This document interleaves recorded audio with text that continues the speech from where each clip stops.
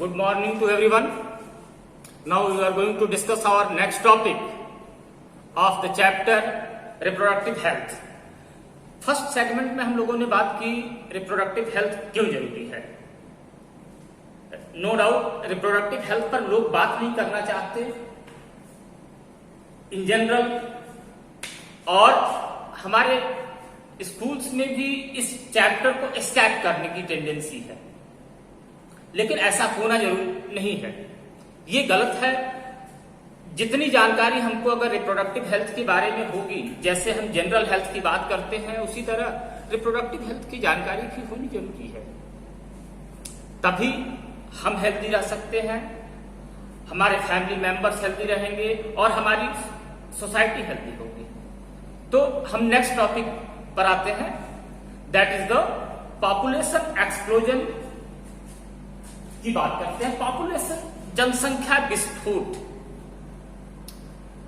जब से human civilisation शुरू हुआ, ह्यूमन बींग्स अपने लाइफ को बेटर बनाने की कोशिश में लगे रहे. कंटिन्यूअस बेटरमेंट की ओर बढ़ता रहा इंसान. नो डाउट ये इवोल्यूशन के प्रोसेस के लिए इंपॉर्टेंट है. लेकिन अगर हम पिछले कुछ 100 सालों की बात करें, 200 सालों की बात करें, तो हम क्या देखते हैं कि एक विस्फोट हो गया. जो हमारे दुनिया में रिवोल्यूशन हुए, साइंटिफिक रिवोल्यूशन हुआ, और साइंटिफिक रिवोल्यूशन होने के साथ साथ विस्फोट हो गया पूरी दुनिया में. जनसंख्या बहुत तेजी से अनियंत्रित हो गई, और आज की तारीख में पूरी दुनिया के लिए पॉपुलेशन एक्सप्लोजन एक प्रॉब्लम हो गया. अब जैसे हम एक डेटा लेते हैं कि 1600 से लेकर 1800 तक पॉपुलेशन का ग्रोथ डबल हुआ. यानी कि इस ड्यूरेशन में पॉपुलेशन डबल हो गई. लेकिन 1800 के बाद पॉपुलेशन को डबल होने में 130 साल लगा. यानी कि 1600 से 1800 तक आते आते दुनिया की पॉपुलेशन डबल हुई. 200 सालों में जनसंख्या डबल हुई. उसके बाद थोड़े साइंटिफिक डेवलपमेंट होने लगे, मेडिकल हेल्थ फैसिलिटीज बढ़ने लगी, तो 1930 यानी कि 130 साल में ही पॉपुलेशन डबल हो गई. और 1930 के बाद पॉपुलेशन को डबल होने में सिर्फ 45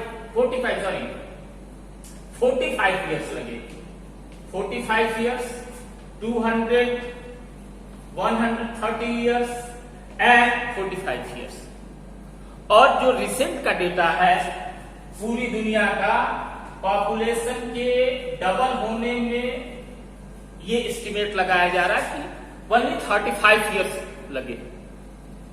यानी कि 75 से 2010 तक पॉपुलेशन डबल हो गई 35 ईयर्स में. ये पॉपुलेशन ग्रोथ पूरी दुनिया के लिए प्रॉब्लम है, स्पेशली हमारी कंट्री के लिए. जैसा कि हम जान रहे हैं कि एस्टिमेट किया जा रहा है कि 2027 तक इंडिया की पॉपुलेशन चाइना से ज्यादा हो जाएगी. ये बहुत अच्छी बात नहीं है, ये सोचने वाली बात है. एक डेटा के अकॉर्डिंग पूरी दुनिया की पॉपुलेशन ग्रो कर रही और ग्रोथ बढ़ रही है, और पर सेकेंड जो पॉपुलेशन इंक्लूड हो रही है दुनिया में, पर सेकेंड 3 लोग, 3 live birth are taking place involve in per second. अब इस कैलकुलेशन को आप जोड़ सकते हो कि कितनी तेजी से रैपिड फायर हो रहा है पॉपुलेशन का. तो इस रैपिड फायर ऑफ पॉपुलेशन को एक्सपोनेंशियल ग्रोथ कहते हैं. आपको मालूम होगा कि पॉपुलेशन ग्रोथ की कंडीशन में 2 तरह के कर्व बनाए जाते हैं. एक तो जे कर्व होता है जहां की एक्सपोनेंशियल ग्रोथ होता है, और दूसरा एस फेज जो कि एक आइडियल कंडीशन होती है. तो इस समय हम लोग एक्सपोनेंशियल ग्रोथ हो रहा है पूरी दुनिया में पॉपुलेशन का, और इस पॉपुलेशन ग्रोथ के मेजर अगर कलेक्टिवली हम कहें तो दो फैक्टर्स है, भाई सीधी सी बात है। First one that is the high birth rate, birth rate ज्यादा है, rate of lethality live birth ज्यादा हो रही है, और against to that low death rate. ये दो कलेक्टिव फैक्टर्स है, बर्थ रेट बढ़ी और डेथ रेट कम हुई, पैदा होने वालों की संख्या ज्यादा होती जा रही है, मरने वालों की संख्या कम होती जा रही है, तो नो डाउट पॉपुलेशन ग्रोथ होगा ही होगा। इस पॉपुलेशन ग्रोथ के इस नेटलिटी रेट के बढ़ने और मोर्टेलिटी रेट के डाउन होने के पीछे दो टर्म्स हम लोगों ने डिस्कस किया था, MMR mother mortality rate and IMR that is the infant mortality rate. तो ये दोनों कम हो गई हैं। अब इसके कम होने की वजह क्या है? That is the health facilities, medical facilities and overall in the all aspects of life there are a lot of the facilities we are availing। तो हेल्थ फैसिलिटीज हमारी जरूरत है, तो हेल्थ फैसिलिटीज बढ़ी, rate of death mortality rate कम हो रही है। तो मोर्टेलिटी रेट कम हो रही है, इसके साथ साथ इन जनरल लॉन्गेविटी बढ़ रही है, लोगों की लाइफ स्पैन इंक्रीज किया। इस हाई बर्थ रेट के साथ साथ दूसरा फैक्टर इसके में इंक्लूड किया जाए कि इंक्रीज इन लॉन्गेविटी, लोगों की लाइफ स्पैन इंक्रीज किया। और इन दोनों में सबसे बड़ा जो रोल रहा साइंटिफिक रिवॉल्यूशन का रहा। साइंटिफिक रिवॉल्यूशन की वजह से मेडिकल के फील्ड में भी रिवॉल्यूशन हुआ, बहुत सारे एंटीबायोटिक्स फाइंड आउट हुए, बहुत सारी मेडिसिन खोजी गई, और इन सब का इंपैक्ट क्या पड़ा कि हमारी हेल्थ फैसिलिटी बेहतर हुई, तमाम सारे मेडिकल इंस्ट्रूमेंट्स हमारे पास अवेलेबल हैं। तो इन सब का इंपैक्ट क्या हुआ कि लाइफ की जरूरतें फुलफिल होती रही।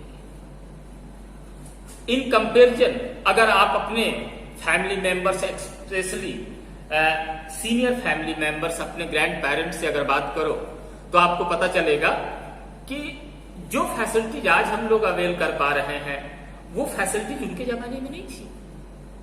तो in all the sphere of life, not only in the health, in all the spheres of our life हम क्या पा रहे हैं कि बेटर फैसिलिटीज मिल रही है।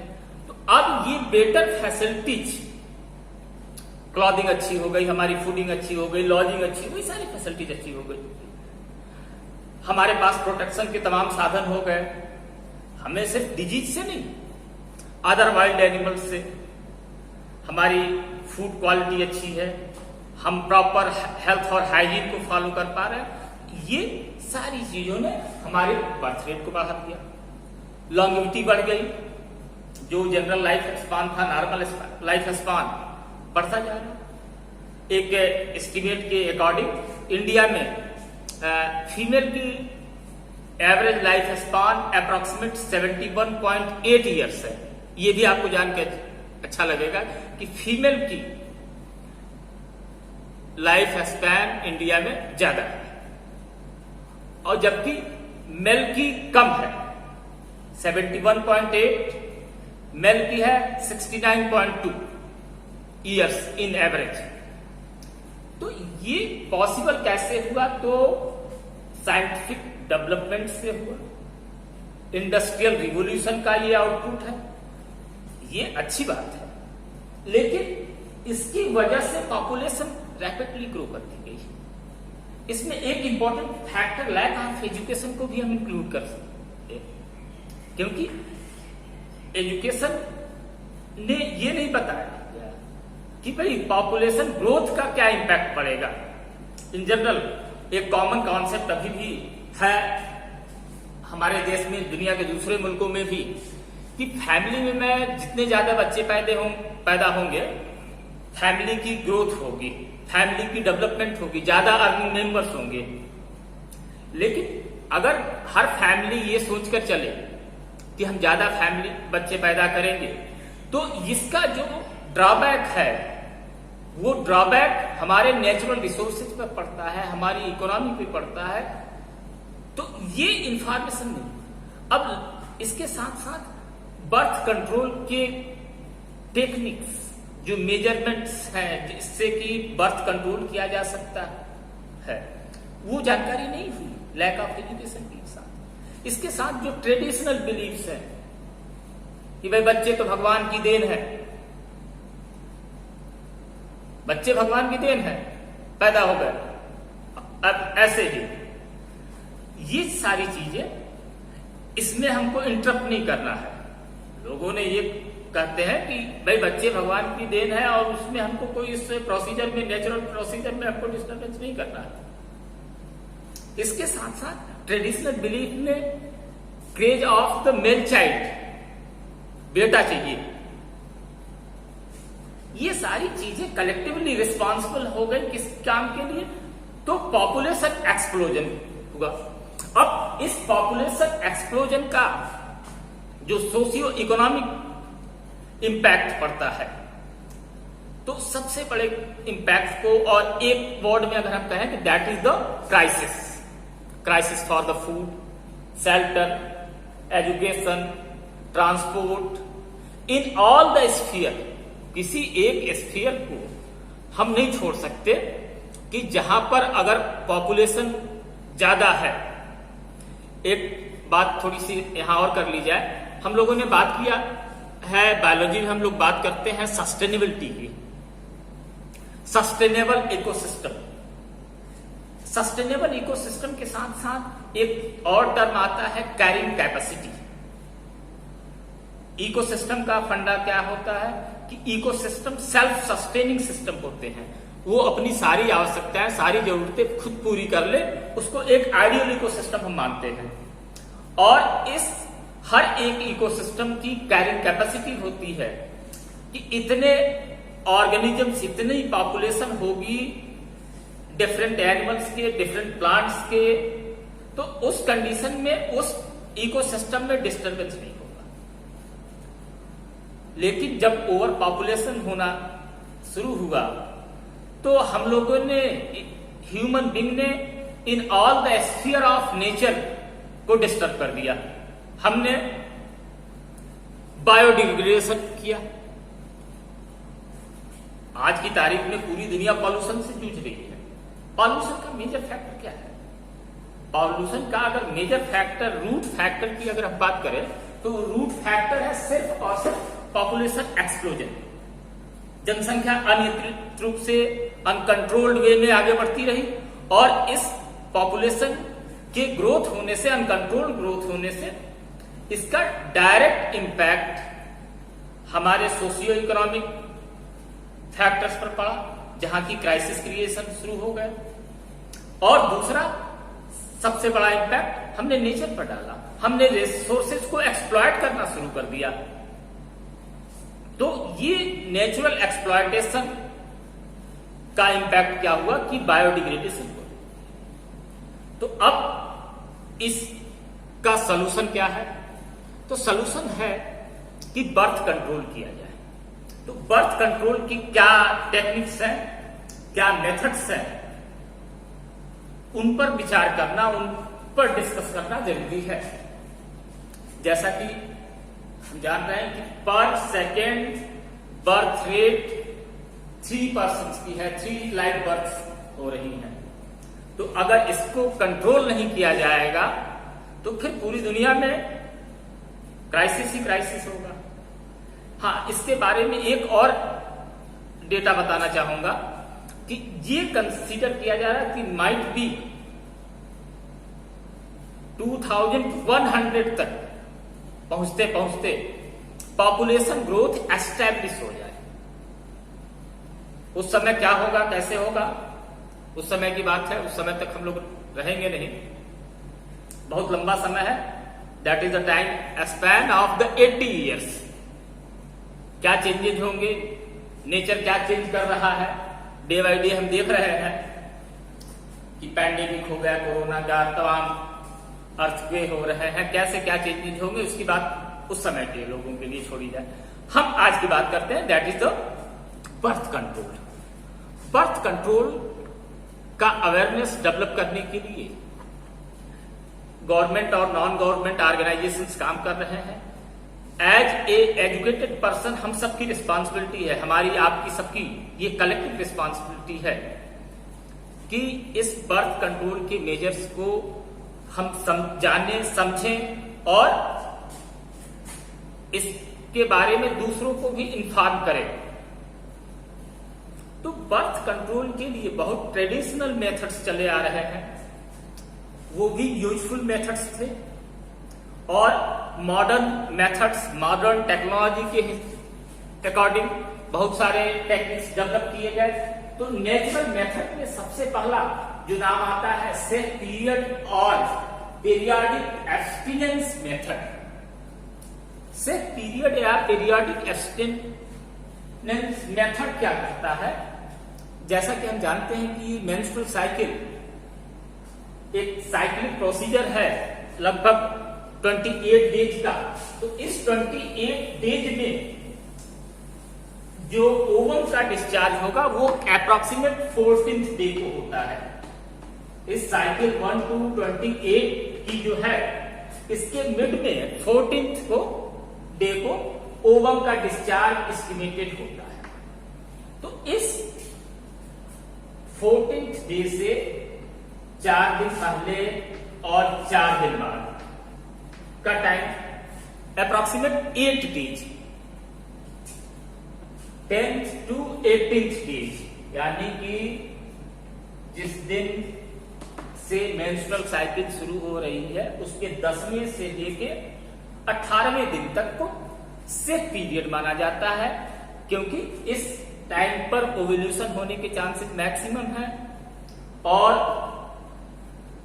हम ये भी जानते हैं कि स्पर्म और ओवम दोनों लगभग 3 दिन तक सरवाइव करते हैं। तो अगर इस पीरियड में सेक्सुअल इंटरेक्शन न किया जाए तो कंसीविंग की चांसेस नहीं लगती।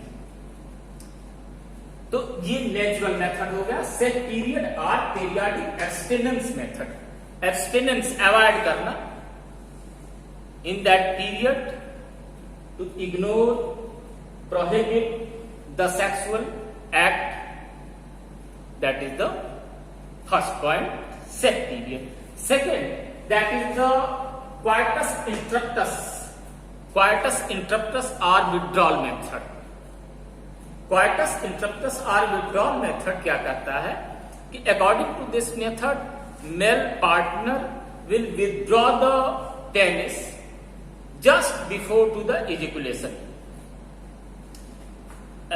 जब सेक्सुअल एक्ट करेंगे मेल और फीमेल, तो उसमें जब मेल ऑर्गेजम की ओर बढ़ेगा, डिस्चार्ज का टाइम होगा, इजैकुलेट करने का टाइम होगा, उसके पहले वो अपना पेनिस विथड्रॉ कर लेगा फीमेल वेजाइना से और वो डिस्चार्ज कहीं बाहर करेगा। That is called the withdrawal method. तो विथड्रॉल मेथड में क्या किया गया, पेनिस का विथड्रॉल किया गया जिससे कि सीमेन फीमेल जेनाइटेलिया में डिपॉजिट न हो सके, इंसेमिनेशन नहीं। थर्ड मेथड जो है वो लैक्टेशन एमनोरिया। लैक्टेशन एमनोरिया क्या है, ये कोई मेथड नहीं है, ये एक पर्टिकुलर टाइम पीरियड है जो कि शुरू होता है फीमेल में after the birth of baby. After the birth of baby लगभग 6 महीने तक उस फीमेल में ओवम का डिस्चार्ज और मेंस्ट्रुअल साइकिल की प्रोसेस नहीं होती। इस पीरियड को कहते हैं lactation amenorrhoea. Lactation amenorrhoea that is the impact of the lactation. अगर बर्थ हो रही है बेबी की और माँ उसको दूध पिलाती है। इस वजह से level of hormones process of menstrual cycle को चेक किए रहते हैं। जब मेंस्ट्रुअल साइकिल ही नहीं होगी तो उस कंडीशन में ओवम का डिस्चार्ज होना पॉसिबल नहीं है। ये तीनों नेचुरल मेथड्स बहुत अच्छे हैं। हम इसलिए कह रहे हैं कि अच्छे हैं कि वो naturally perform, but in this case there is no any certainty. इसकी कोई गारंटी नहीं है, गारंटेड मेथड नहीं है। Specially in case of first and second case, third तो ज्यादा फुल प्रूफ है। लैक्टेशन एमनोरिया ये ज्यादा फुल प्रूफ है in comparison of coitus interruptus and safe period की कंपेरिजन में, क्योंकि सेट पीरियड में भी ओव्यूलेशन का टाइम सर्टेन नहीं होता, वेरी करता है फीमेल में। तो इस वेरिएशन की वजह से ये 10th से 18th डे 17th डे का इग्नोरेंस शायद सक्सेसफुल ना हो, इसकी गारंटी नहीं है। विड्रॉल मेथड में भी ये प्रॉब्लम है, क्योंकि प्री इजेकुलेशन भी कुछ सेमिनल डिस्चार्जेस होते रहते हैं और ये पॉसिबल है कि उस सेमिनल डिस्चार्जेस के साथ कुछ स्पर्म फीमेल जेनाइटेरिया में इंटर कर जाए, तो इनकी गारंटी नहीं है। तो अब दूसरे कुछ टेक्निक्स की बात होती है।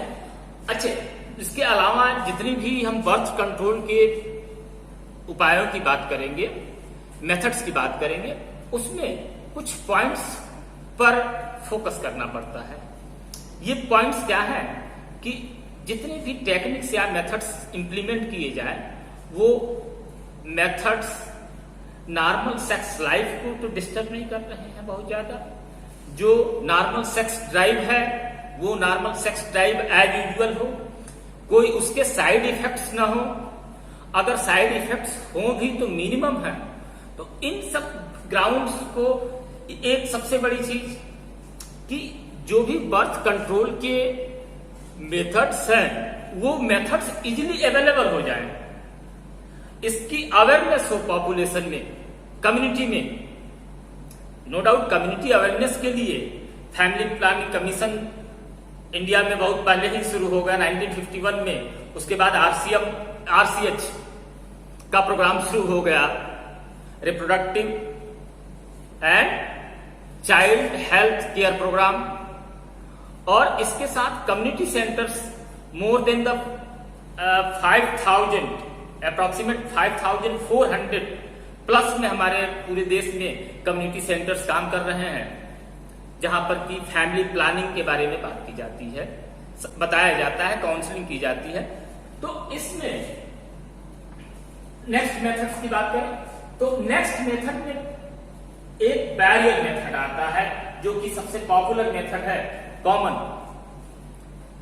रोकना, बैरियर रोकना है। तो बैरियर मेथड में पहला है मैकेनिकल बैरियर। मैकेनिकल बैरियर में दो कैटेगरी के इंस्ट्रूमेंट्स की बात होती है। इस एक पर्टिकुलर टाइप के ये डिवाइसेज है, जिसमें पहला तो कंडोम है।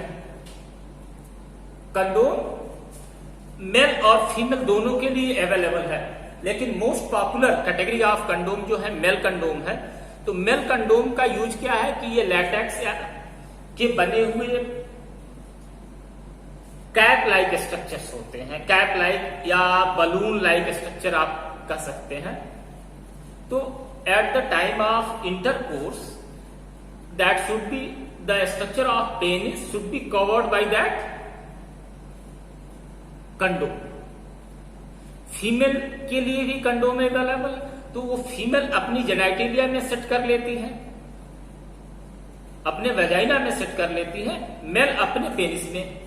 तो आइदर मेल और फीमेल कोई किसी एक को eight the time of sexual intercourse इसको यूज करना है।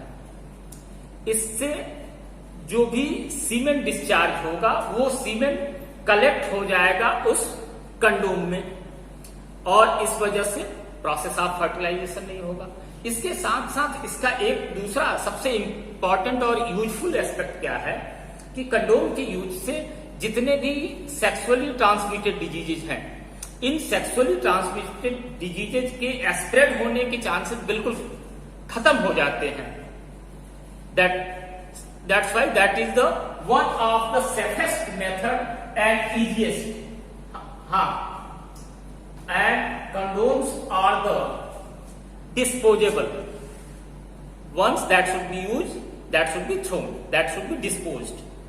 Okay? Next one, the diaphragms, valves and cervical caps.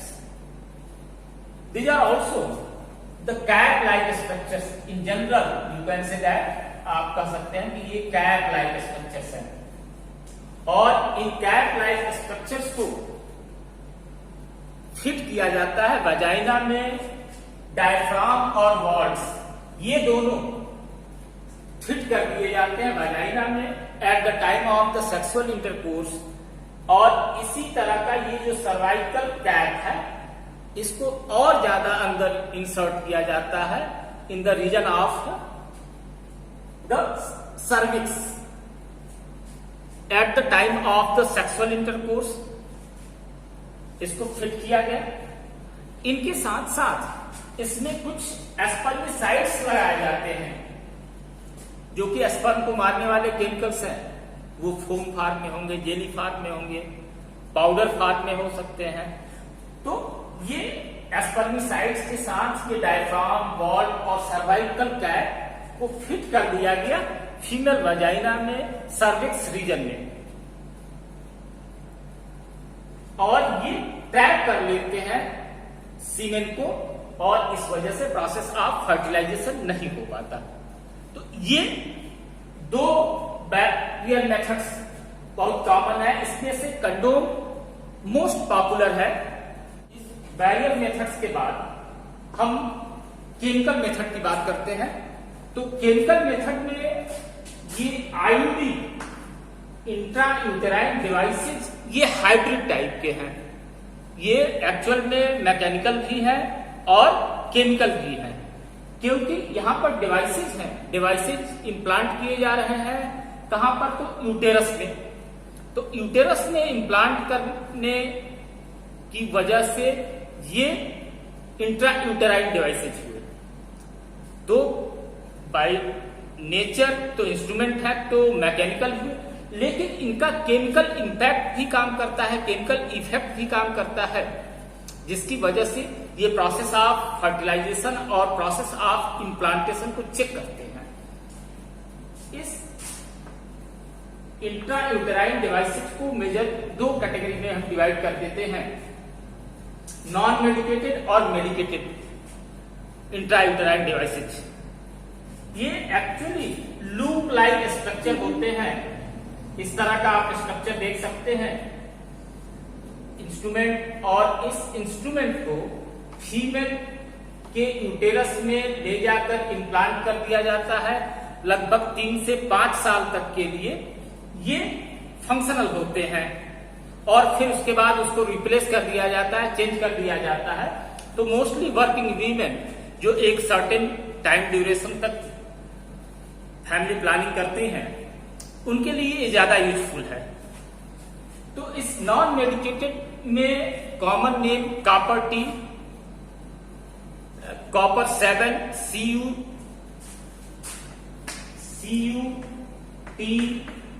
CU7 के साथ साथ मल्टी लोडेड, एक तीसरा जो प्रोफेशनल नेम है मल्टी लोडेड 375। ये 3 तरह के लूप्स इम्प्लांट किए जाते हैं फीमेल बॉडी में। ये तीनों के तीनों, ये नाम याद करना जरूरी है, बहुत बार कॉम्पिटिटिव एग्जाम से पूछा गया है कि नॉन मेडिकेटेड आयोडीज के नाम बताइए, मेडिकेटेड आयोडीज के नाम बताइए। तो नॉन मेडिकेटेड में ये 3 मोस्ट कॉमन नेम्स हैं, CUT, CU7 एंड मल्टीलोडेड 375। इनमें कोई केमिकल नहीं मिलाया जाता। इसमें कॉपर की एग्जिस्टेंस ही फर्टिलाइजेशन को चेक करती है, इसके साथ साथ यूटेरस में प्रोसेस ऑफ इम्प्लांटेशन को नहीं होने देती। दूसरी कैटेगरी में मेडिकेटेड टाइप के इंट्रायूटेराइन डिवाइसेज आते हैं। तो ये मेडिकेटेड इंट्रायूटेराइन डिवाइसेज में प्रोजेस्टेरॉन और एस्ट्रोजन हार्मोन सिक्रीट होते हैं, हार्मोन्स भी रिलीज होते रहेंगे और ये भी बाई शेप साइज इसी तरह के होते हैं जैसे कि ये नॉन मेडिकेटेड आयोडीज है। एडिशनली क्या है तो इनके साथ केमिकल्स ऐड कर दिया गया है और केमिकल्स में कौन तो हार्मोन्स ऐड कर दिए गए हैं। ये हार्मोन्स स्पर्म की मोटिलिटी को कंट्रोल करते हैं, उनको मूव नहीं करते हैं, फैलोपियन ट्यूब की तरफ नहीं बढ़ने देते हैं, स्पर्म के फैगोसाइटोसिस करते हैं, उनको मार डालते हैं और बाय द वे फर्टिलाइजेशन हुआ भी तो उसको इम्प्लांटेशन नहीं होने देते। इसमें जो दो नाम है वो दो नाम मिलते जुलते हैं बहुत सा प्रोजेस्टेरॉन से। पहला नाम जो है प्रोजेस्ट नाम याद करना जरूरी है, प्रोजेस्टासर्ट SEERT प्रोजेस्टासर्ट एंड दूसरा है LNG 20। ये दो बहुत पॉपुलर मेडिकेटेड आयोडीज हैं, इनको इम्प्लांट किया जाता है फीमेल यूटेरस में। ओके, एक एक पॉइंट को क्लियर कर लेना जरूरी है। अगर डाउट रहेगा तो फिर से दोबारा रिवाइंड करके वीडियो आप सुन सको तो बिल्कुल क्लियर कॉन्सेप्ट हो जाएगा, याद हो जाएगा एक बार में, तो प्रॉब्लम नहीं होगी। तो ये हाइब्रिड टाइप के डिवाइसेज हो गए जो आयोडीज हुए। इसके बाद ये प्योर केमिकल्स की हम बात करने जा रहे हैं। इसमें ये तीनों spermicides, oral contraceptives and injection and implants, ये प्योरली केमिकल्स हैं। और केमिकल्स में एस्पर्मिसाइड्स जो है, एस्पर्मिसाइड्स का केमिकल नेचर अलग है। ये उस तरह के केमिकल्स फीमेल जेनाइटेलिया में इंट्रोड्यूस कराए जाते हैं बिफोर द इंटरकोर्स। जब सेक्सुअल इंटरकोर्स का एक्ट करना होता है, जब उनको क्वैक्स की पोजीशन के पहले ये एस्पर्मिसाइड्स फोम फॉर्म में, जेली फॉर्म में, कैप्सूल फॉर्म में अवेलेबल होते हैं, टैबलेट फॉर्म में, तो इसको फीमेल जेनाइटेलिया में इम्प्लांट कर दिया जाता है, रख दिया जाता है। ये मोस्टली एसिडिक नेचर होते हैं, boric acid, lactic acid, citric acid, ये एसिडिक नेचर के कंपोनेंट, केमिकल कंपोनेंट्स होते हैं। और ये केमिकल कंपोनेंट्स एस्पर्म्स को डिस्ट्रॉय कर देते हैं, मार देते हैं, जिससे कि एस्पर्म अंदर यूटेरस और फैलोपियन ट्यूब की तरफ नहीं जा पाते। अगर गए भी तो इतने कमजोर हो गए कि they are not capable to perform the fertilisation. तो ये एस्पर्मिसाइड्स है। एस्पर्मिसाइड्स के अलावा जो नेक्स्ट बहुत पॉपुलर है ओरल कॉन्ट्रासेप्टिव्स। ओरल कॉन्ट्रासेप्टिव्स ये हार्मोनल पिल्स होती हैं, स्टेरॉइड्स हैं, और इसमें प्रोजेस्टेरॉन सिर्फ या प्रोजेस्टेरॉन के साथ साथ एस्ट्रोजन हार्मोन्स होते हैं, जिसको एक सर्टेन टाइम ड्यूरेशन तक कंज्यूम करना होता है। जैसे कॉमनली जो कॉमन नेम्स हैं माला डी, माला एन, तो इस तरह के जो टैबलेट्स हैं eight the time of beginning of menstrual cycle, जो बिगिनिंग होगी ब्लीडिंग स्टार्ट होने के टाइम, पहले दूसरे तीसरे दिन से स्टार्ट करते हैं और कॉन्टिन्यूअस 21 डेज तक लेना होता है। 21 टैबलेट्स होते हैं। तो ये कॉमन ओरल कॉन्ट्रासेप्टिव्स हैं। इसमें बहुत ज्यादा स्पेशलाइजेशन हुआ। एक टैबलेट डेवलप किया सेंट्रल रिसर्च सेंटर ने, इंस्टीट्यूट ऑफ लखनऊ ने, सहेली के नाम से। वो नॉन स्टेरॉइड टाइप का टैबलेट होता है और उस नॉन स्टेरॉइड टाइप के टैबलेट को कंज्यूम करने का टाइम ड्यूरेशन भी कम होता है। वंस इन ए वीक, हफ्ते में उस फीमेल को जिसको की फैमिली प्लानिंग करनी है वो हफ्ते में एक टैबलेट लेती है। हाँ, कॉन्टिन्यूअस प्रॉपर इंटरवल मेंटेन होना चाहिए। जैसे 7 डेज का फर्स्ट को लिया तो फिर 7th को ले, तो 14th को ले, 21st को ले तो इस तरह से उसकी पेरियोडिसिटी मेंटेन होती है एक पीरियड में, और वो ज्यादा बेनिफिशियल, ज्यादा अच्छा माना जाता है in comparison of other oral contraceptive से, क्योंकि सारे इंस्ट्रूमेंट या सारे केमिकल्स के साइड इफेक्ट्स हैं। साइड इफेक्ट्स में नोजिया, वोमिटिंग, कन्वर्जन, कभी कभी तो abnormal discharge of the blood भी होने लगता है। तो इन बातों का ध्यान रखना पड़ता है हमेशा। जितने भी फैमिली प्लानिंग की ये मेजरमेंट्स हैं, मेथड्स हैं, इन सब में एक बात जरूरी होती है कि हम अगर कोई प्रॉब्लम होती तो उस कंडीशन में हम कंसल्ट करें एक्सपर्ट से, डॉक्टर से। ओके, इनमें ओरल कॉन्ट्रासेप्टिव में कुछ इमरजेंसी पिल्स भी अवेलेबल हैं।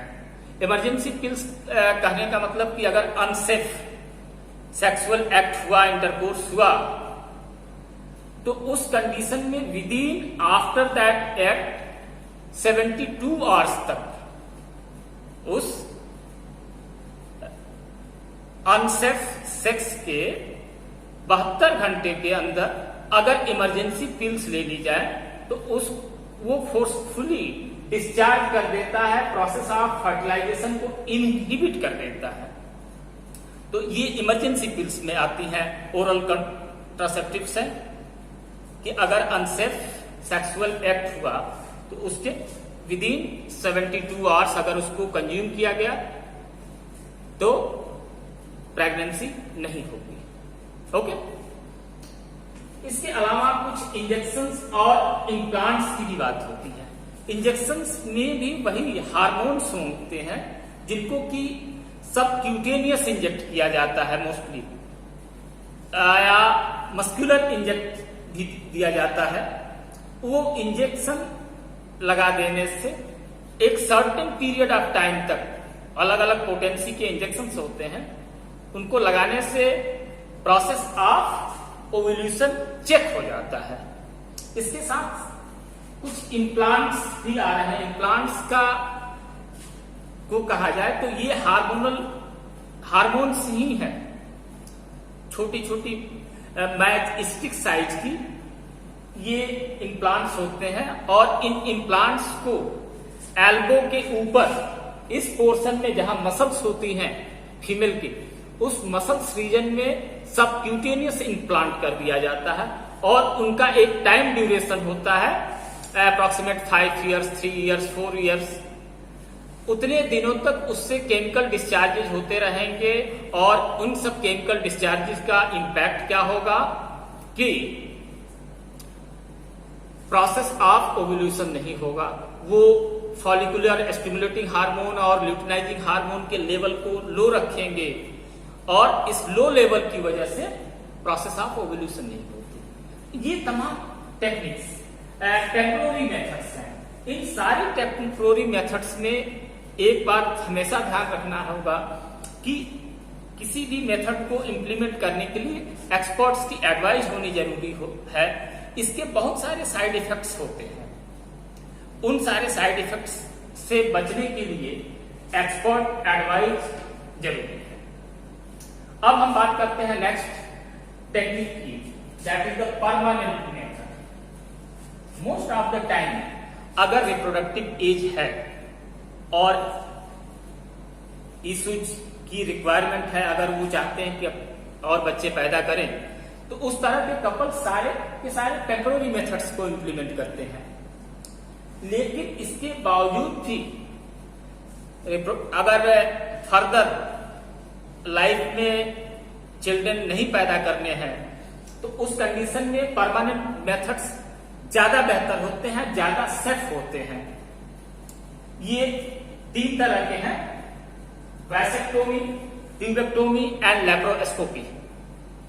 वैसेक्टोमी जैसा कि नाम से क्लियर है, वास, ये रिलेटेड है फ्रॉम द मेल,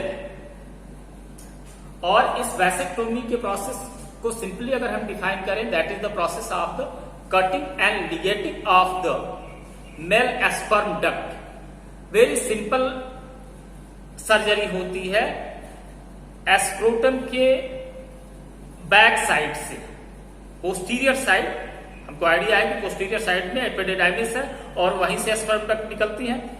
तो मेल के एस्क्रोटम के पोस्टीरियर साइड में हल्का सा माइनर सर्जरी करके उसके स्पर्म डक्ट को काट दिया जाता है और काट के दोनों तरफ से बांध दिया जाता है, cutting and ligating of the mail sperm duct. अब इसकी वजह से क्या होगा कि मेल स्पर्म टेस्टिकल्स में बनेंगे तो, लेकिन वो ऊपर स्पर्म डक्ट में नहीं जाएंगे, इजैकुलेटरी डक्ट में नहीं जाएंगे, यूरेथ्रा के थ्रू पास नहीं होंगे। एक कॉमन प्रॉब्लम या कॉमन बिलीफ जो इस रेफरेंस में आती है सोसाइटी में कि ये सर्जिकल मेथड्स सेक्सुअल ड्राइव को डिस्ट्रॉय कर देती है। ऐसा कुछ नहीं है। मेल हार्मोन टेस्टोस्टेरोन का सिक्रीशन उसी तरह होगा, स्पर्म फॉर्मेशन उसी तरह होगा। ये स्पर्म्स क्या होंगे कि कंज्यूम हो जाएंगे, वो डिस्चार्ज नहीं होंगे, स्पर्म डक्ट से बाहर नहीं जा पाएंगे। अदर सेमिनल डिस्चार्जेस तो एज इट इज होते हैं, सेमिनल वेसिकल्स के डिस्चार्जेस, प्रोस्टेट के, काउ, सारे डिस्चार्जेस सेमिनल डिस्चार्जेस होंगे और नॉर्मल सेक्स लाइफ उस मेल की होती है। इन कंपेरिजन ऑफ ट्यूबेक्टोमी, यहां क्लियर करना जरूरी है कि ट्यूबेक्टोमी ज्यादा कॉम्प्लिकेटेड प्रोसेस होता है, ज्यादा कॉम्प्लिकेटेड सर्जरी है इन कंपेरिजन ऑफ वैसेक्टोमी, क्योंकि इस ट्यूबेक्टोमी के केस में फैलोपियन ट्यूब की कटिंग एंड लिगेटिंग की जाती है और जैसा कि हम जान रहे हैं कि fallopian tube exist inside the abdominal cavity, female के एब्डोमिनल कैविटी के अंदर है, तो वहां सर्जरी करनी पड़ती है।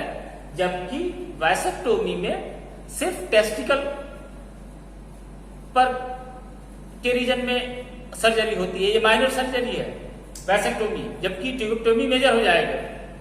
तो tubectomy the process of the cutting and ligating of the fallopian tube of the female. अब इसकी वजह से फीमेल के ओवरी से ओवम के डिस्चार्जेज होंगे, जो भी हार्मोनल डिस्चार्जेज होंगे, लेकिन ओवम डिस्चार्ज होकर फैलोपियन ट्यूब में नहीं आएगा, फर्टिलाइजेशन नहीं होगा। तो ये दोनों परमानेंट मेथड्स हैं और मोस्ट ऑफ द टाइम ये रिवर्सिबल नहीं है, ये नॉन रिवर्सिबल प्रोसेस है, ये हमको ध्यान देना है। तीसरा एक मेथड भी बहुत पॉपुलर है, that is the laparoscopy. Laparoscopy female के लिए ही यूज होता है। इसको कह सकते हैं कि ये ट्यूबेक्टोमी का एक अल्टरनेट फॉर्म है, लेकिन सेफ है क्योंकि यहां पर सर्जरी नहीं करनी है। इन case of laparoscopy with the help of telescope, laparoscope नाम के इंस्ट्रूमेंट से फैलोपियन ट्यूब को ब्लॉक कर दिया जाता है। That is the procedure to block the fallopian tube with the help of telescopic instrument laparoscope. तो ये दोनों ट्यूबेक्टोमी और लैप्रोस्कोपी फीमेल के लिए यूजफुल है, जबकि वैसेक्टोमी फॉर द मेल। तो ये परमानेंट मेथड्स हैं, इनमें रिवर्स के चांसेस नहीं है, जबकि ये जितने भी टेम्पोररी मेथड्स हैं इसमें एक पर्टिकुलर टाइम स्पैन के लिए फैमिली प्लानिंग की जाती है और उसके बाद अगर इस मेथड्स के इस प्रिकॉशंस को यूज न किया जाए तो प्रेगनेंसी पॉसिबल होती है इजिली विदाउट एनी प्रॉब्लम। इन सारी चीजों में बहुत सारी कॉम्प्लिकेशंस स्पेशली फीमेल के लिए है कि अगर किसी भी ओरल कॉन्ट्रासेप्टिव हो गया या स्पर्मिसाइड्स हो गए या इंजेक्टेबल्स हो गए, इम्प्लांट्स हो गए, इन सबका अगर यूज किया जाता है तो कुछ साइड इफेक्ट्स हो सकते हैं। वो साइड इफेक्ट्स फीमेल जेनिटलिया में इरिटेशन, ईचिंग, एबनॉर्मल ब्लीडिंग, इस तरह के केसेस होते हैं। तो उस सारे केसेस में एक्सपर्ट एडवाइस जरूरी होता है। हमें किसी भी जेनेटिक और स्पेशली सेक्सुअल डिसऑर्डर के केस में, सेक्सुअल प्रॉब्लम के केस में एक्सपर्ट डॉक्टर से ही मिलना चाहिए। बहुत सारे नीम हकीम इस नाम पर बहुत सारा पैसा लूटते हैं और हेल्थ डिस्ट्रॉय करते हैं। इसको ध्यान रखना है।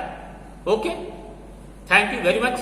नेक्स्ट पार्ट में मिलते हैं तो फर्दर एमटीपी, इनफर्टिलिटी और की बात की जाएगी। Thank you very much.